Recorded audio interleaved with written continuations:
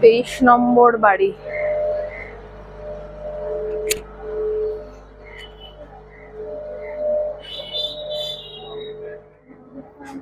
এই হচ্ছে ঠাকুর দালান।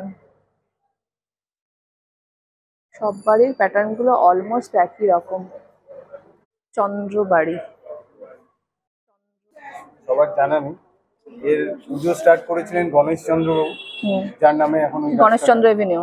হ্যাঁ, 1877 সাল থেকে এই পুজো হচ্ছে। জমিদার ছিলেন বলবো না, তবে ওই অ্যারিস্টোক্র্যাট ছিলেন, মানে ওয়েল এডুকেটেড ফ্যামিলি। ব্রিটিশ গভর্নমেন্টকে সার্ভ করেছে একটা টাইমে। প্রাথমিকভাবে এই পুজো ছিল একটি শালীন পারিবারিক আচার।